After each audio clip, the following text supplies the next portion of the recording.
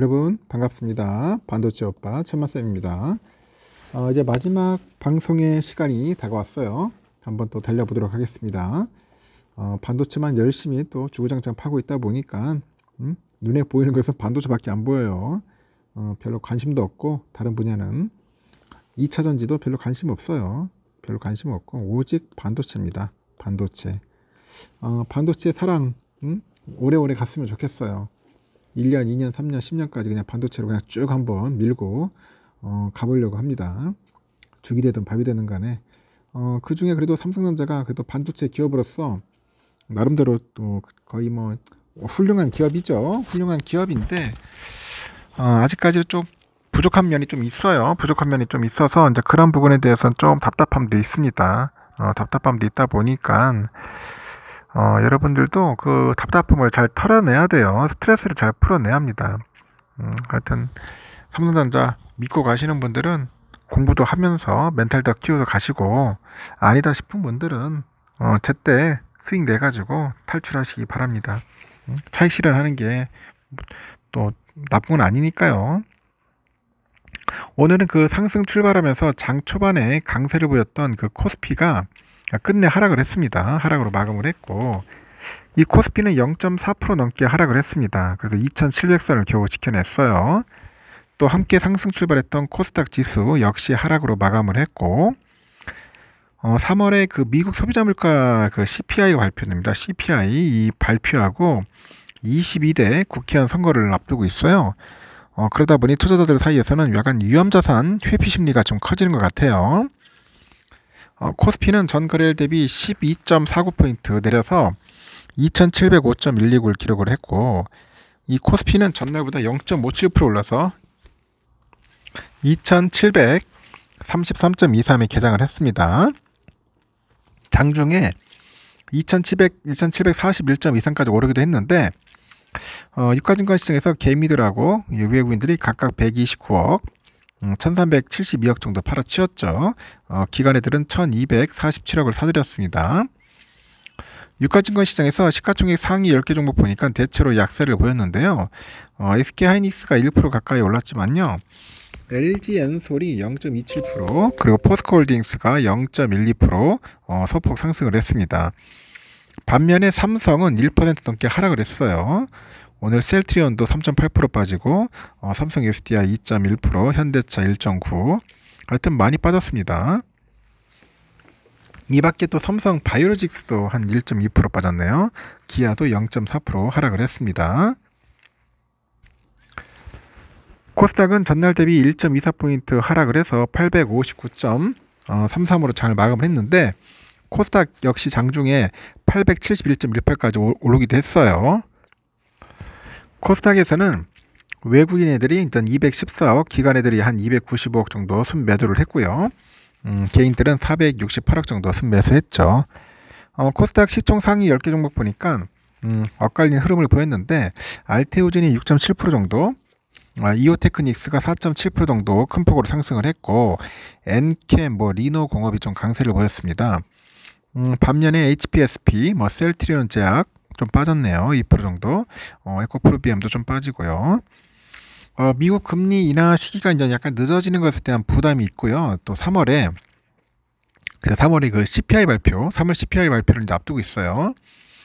그러다 보니 위험자산 선호 심리가 좀 감소를 하는 것 같습니다. 순매수세를 보이던 우리 외국인들도 지금 순매도세로 돌아서가지고 증시에 약간 부정적인 영향을 이제 미친 거죠. 10일 국내 증시는 그 국회의원 선거로 휴장을 합니다. 내일은 휴장이에요, 여러분. 내일 밤에는 그 미국 CPI 발표에 이어서 FOMC 의사록 발표가 있습니다. 그리고 유럽중앙은행 그 통화정책 회의가 있고요. 한국은행 4월 금융통화위원회는 12일이 있네요. 하여튼 이벤트가 이제 다수 예정되어 있습니다.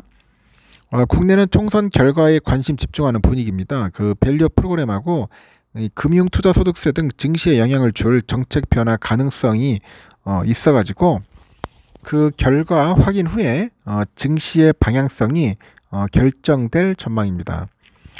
총선 결과로 인해서 주가가 또 한번 요동치지 않겠나 하는 생각이 들어요. 좀 좀 찝찝합니다. 좀 지금 거시기해요. 좋은 결과가 나와서 여러분에게 좀 좋게 나가야 할 텐데 과연 어떻게 될지는 좀 더 지켜봐야 할 것 같습니다. 하여튼 우리나라는 좀 그런 게 안 좋아요.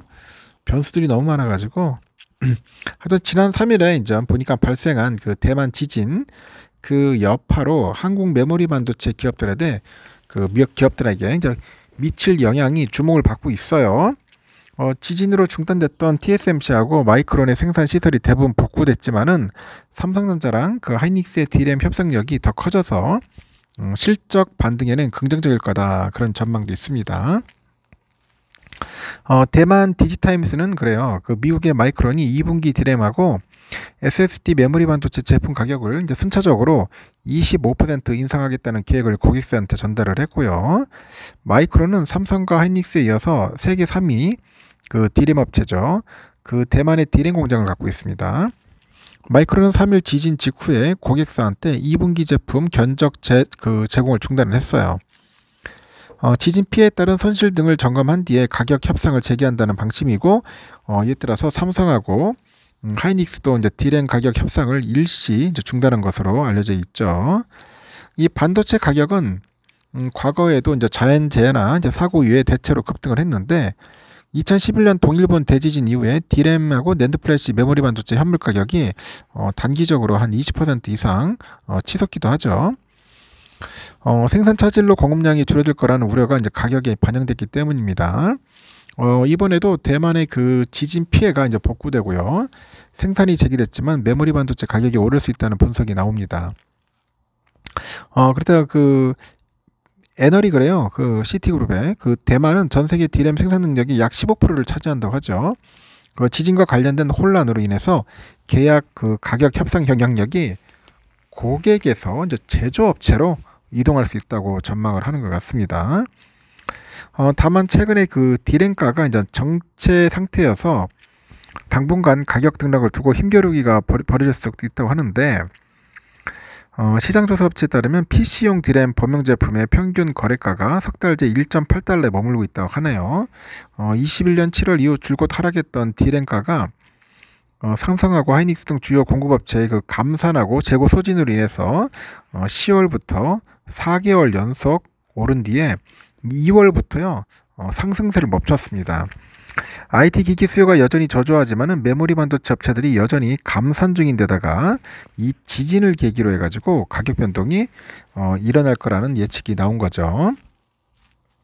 그래서 삼성전자나 그 하이닉스가 이 같은 가격 인상 그 흐름에 동참을 한다면은 지난 2년 동안 바닥을 기었던 메모리 가격도 크게 뛸 가능성이 있겠죠. 이는 기업들의 그 영업이익과 직결이 됩니다.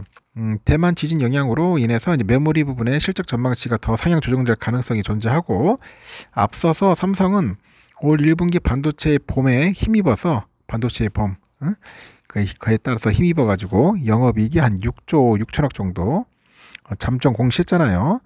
전년 동기보다도 931% 높아요. 이 범용 제품인 D램 이외에도 AI 칩에 탑재되는 그 HBM과 같은 새 먹거리가 힘을 보태고 있고요. 2분기 전망은 더 긍정적입니다. 하이닉스는 5세대 HBM3를 양산해서 엔비디아에다 본격적인 납품을 시작을 했고, 관련 매출이 2분기부터 반영이 됩니다. 삼성 역시 HBM 위에도 칩과 칩 사이를 연결을 해가지고 이 성능을 높여주는 첨단 패키징 서비스를 앞세워가지고요, 엔비디아 등 주요 고객사하고 별도의 공급 협의에 나선 것으로 전해집니다. 해당 분야에서 압도적인 선두를 달리고 있던 TSMC의 패키징 공급량이 한계에 도달하면서 일부 그 물량이 삼성으로 향할 거다, 그런 기대감도 커지고 있습니다. 하여튼 여러분 너무 주눅들지 말고 자신감 갖고 한번 가봅시다. 뭐 주가가 좀 조정받을 수도 있고 좀 빠질 수도 있고 합니다. 좀 흔들릴 수도 있어요. 막 개미들 뭐 팔려고 할 수도 있고, 빨리 개미들 팔으라고 재촉할 수도 있고 합니다. 그래서 개미들 팔 때 너무 거기에 또 동요되지 마시고 가실 분들은 가시는 거고요. 남아있을 분들은 잘 남아가지고 여러분 진정한 아주 찐 수익 맛을 한번 느껴보시기 바랍니다. 여기까지 하겠습니다. 여러분 편안하게 주무세요. 주무시고 내일 새벽 6시에 뵙도록 하겠습니다. 여러분 굿나잇.